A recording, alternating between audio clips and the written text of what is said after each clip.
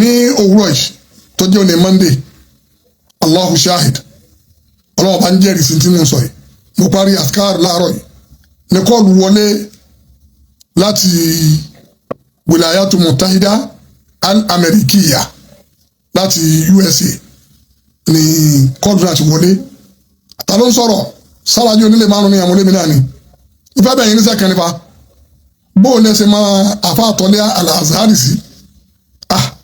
wọ́n ní wọ́n máa àfa àtọ́lé al-Azhari gẹ́gẹ́ bí ọmọ akẹ́kọ̀ọ́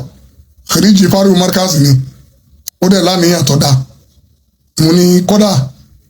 Adam Abdulkadir onílé márùn júwe rẹ̀ fún mi pé ó ti wá sọ́dọ̀ mi rí kọ́ aláàjì wa làbẹ́ ìkà kí olúwa bá ṣe dáadáa fún wọn ìsọ ọlọ́run tó nípa bí ẹwú lọ́kọ́ bá fi sọ wọn wọ́n wá ní àfa náà ìpè ntọ́ àjábà àwọn lára rẹ̀ tó sàwọn lè mà ní pé iná ìmà kò wá bèèbú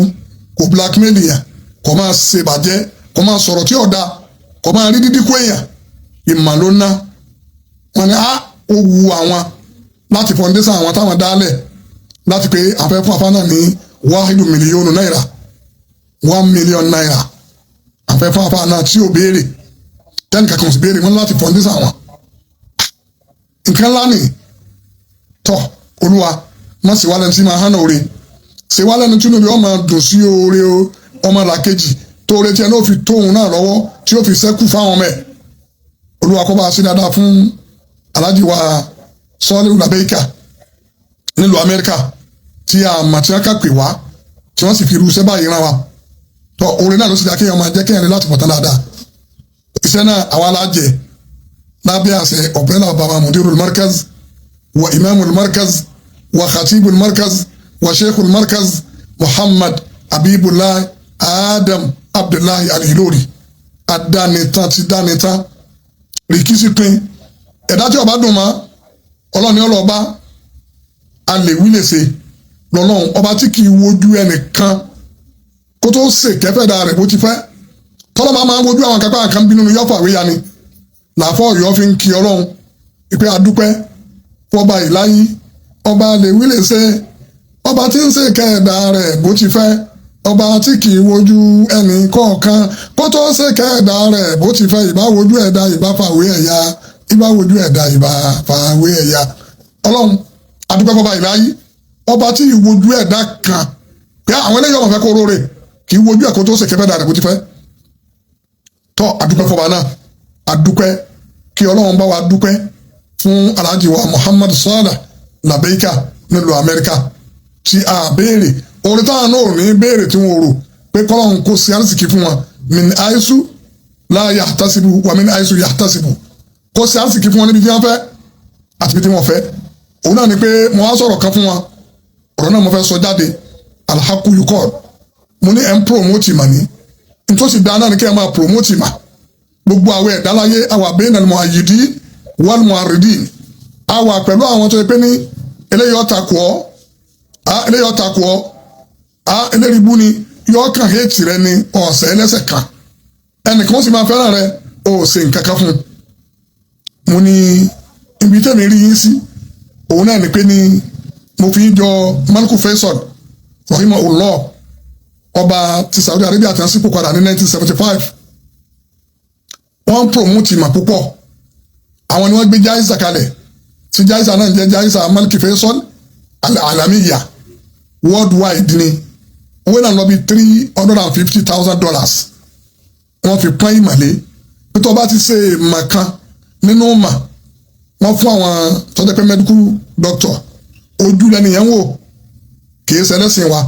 àmọ́ wọn náà tí ọba ti fọ́jú ní UK tó sì gbà wọ́n là wọ́n lé ní 350 wọ́n fún un ní awọ́ọ̀dù yẹn wọ́n fún Sheikh Abubakar Gumi rahimahullah fún ìpèpè sójú ọ̀nà ẹ̀sìn ọlọ́run $350,000 Maliku Faisal ó wá gbé ó invest lérí pé gbogbo ohun tí ń bá ń yọ lórí investment yìí jáìsà yóò wọ́n fẹ́ kó kú ẹ máa ṣe lọ Maliku Fad wá débẹ̀ King Fad rahimahullah ó wá ní ẹ máa kówó tiẹ̀jọ òun ló wọ́n máa tà wá ńlá rẹ̀ ní Abdallah bin Usaimin tọ́jà mùdírù jáìsà yẹn ló fi ń dúpẹ́ nígbà tí Sheikh Abubakar Gumi ń gba award ìpè ní khadimala arameni sherifain ismahuli أن أنتهز هذه الفرصة لأعبر لكم عن خالص الشكر على دعمكم المستمر لمنح جائزة الملك فيصل العالمية. حفظكم الله دائما لوجوه الخير وراعيا لركاب العلم وأمدكم بعونه وتأييده وأثابكم الله بالجنة. ló fi dúpẹ́ bẹ́ẹ̀ fún Maliku ló fi dúpẹ́ bẹ́ẹ̀ fún wọn Maliku Fahad lórí pé Maliku Fahad ló wọn máa ṣe àwọ́dún náà lọ níbi owó tòun náà. Kí ni mo wá rí ń bẹ̀ tí mo fi sọ fún Alhaji wa Sọ́ọ́dún Làbẹ́kà mo ní gbogbo àwọn Maliku Faisal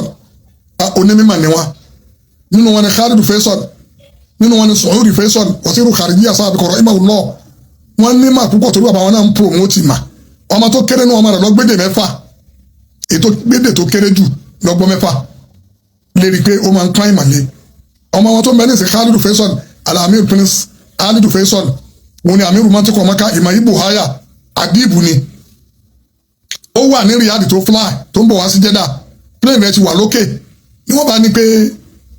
nígbà tí ó fi land ọmọ Maliku Fahad ti kú first born rẹ̀ Al-Amir Faisal ó ń dé airport yẹn lọ pàdé ẹ̀ ní ẹ bá sọ fún pé ọmọ Maliku Fahad máa kú tọ́jú wá sí irú Riyadh ibẹ̀ náà ló ti ní ká máa mú báyìí ní airport náà nípa ló bá kọrin pé taromat wafatul amir fakidtu ukadhibu hadha al-khabar ila an tayaqqantu min sidqihi famasaka qalbi asaban fatara ala rajulin min khiyari rijal yuti'u al-mu'aymin fima amar aya Faisal al-khair tebe maskanan fi jannati adnin khairi maqarri immediately lọkọrin ya abẹ́bà gbé ń gbà náà pé pàṣàwùrí gbé ní mo fẹ́ ló ń bẹ̀ ni pé gbogbo ẹni tí ń bá ń pán ìmọ̀lẹ́ láyé kò ní bọ́ fún ìmọ̀ yẹn ò ní bọ́ fún kò ní pin lórí ẹ̀ kò sì ní lọ bẹ́ẹ̀ ọmọ rẹ̀ náà ò doni mímọ̀ mo fi ṣàdúrà fún Alhaji Sọ́ọ́lù Làbẹ́kà láàárọ̀ pé ìmọ̀lẹ́ ń pánlé bẹ́ẹ̀ dẹ̀ ti ń pán ìmọ̀lẹ́ àwọn ọmọ yín náà àárò ní mímọ̀ lóríṣiríṣi níbi ìmọ̀ lóríṣiríṣi ìmọ̀ àṣàrì lóríṣiríṣi bí ọ̀rọ̀ tí bàbá amúdúró mọ́ríkàsì ṣe fi dá alẹ́kọ̀ọ́ ní ọ̀sán yìí níbi alkọ̀ pé ìmọ̀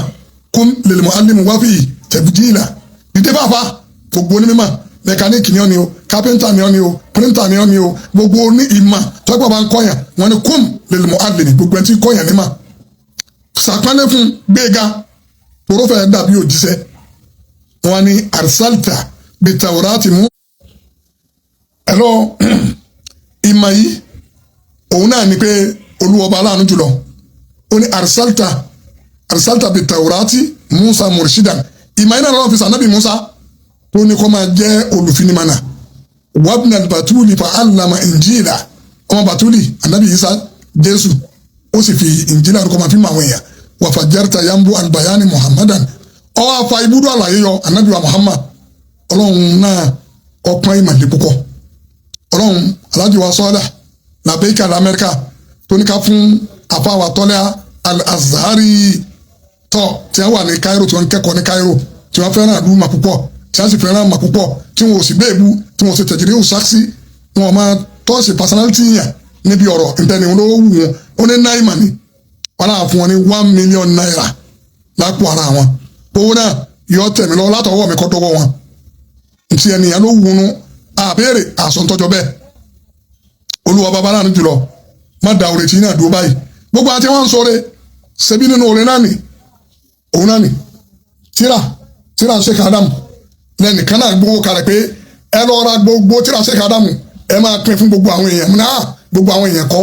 àwọn aláàmà àwọn tá a pín fún lálọ́ ra tíra náà al-Islam fi Nàìjíríà wọ Sheikh Usman bin Fodio atharul magarib fi Islam tòjí udawa wọ duat gbogbo ẹ̀ lálọ́ ra òun náà nì oníkálọ̀ ọ̀rà ká máa pẹ̀ fáwọn èèyàn àṣẹ oòrùn tó bá ti yọ tán kò ṣeé fọwọ́ di pé mi ò fẹ́ oòrùn yìí ọlọ́run ló tanná oòrùn rẹ̀ ọlọ́run ló tanná ìmọ̀lẹ̀ Sheikh Adam ọlọ́run sì nípa èyí tí àfa àtọ́lẹ́ ọlọ́run ní ń ká àwọn ẹ̀fọ́ọ̀tì yín ìrùkọ́ ẹ̀mẹ́ni yìí èmi ò sì dírìmù ẹ̀ wọ́n ká pè mí bẹ́ẹ̀ wọ́n sì ní ń jíṣẹ́ náà kọ́lá tó ti pè mí lẹ́lẹ́kejì ó tí ì bá ń jíṣẹ́ mi ni na ń gèrè láìpẹ́ máa ṣàlàyé kì í sí tí ó pamọ́ kí ẹ bá wa ṣàdúrà lọ́lá ààyè tí ẹ wà àyè mà àyè tó máa ní tó ṣe fi tọrọ àdúrà bí mọ́sálásí máa ṣe fi tọrọ àdúrà torí lónìí Egypt náà ni ìmọ̀ parí sí lónìí láti 1980 làwọn ti ṣe 1000 years tí wọ́n dá Al-Azhar University lẹ̀ Sheikh Adam wọn sọ pé àwọn rí ọ̀rọ̀ yìí kà ipe wọn ní ulidal ilmu في مكة المكرمة ورضع في المدينة المنورة ونشأ وترعرع بين البغداد والكوفة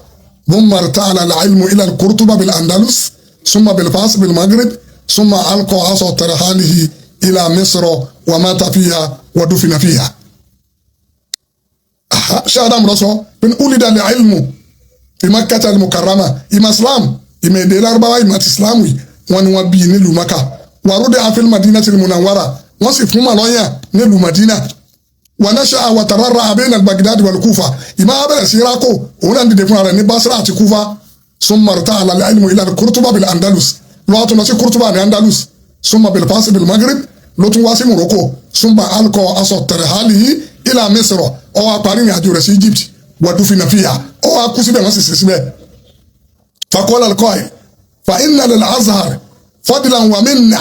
ولا سياريوني ولا أتسي البركة على 90%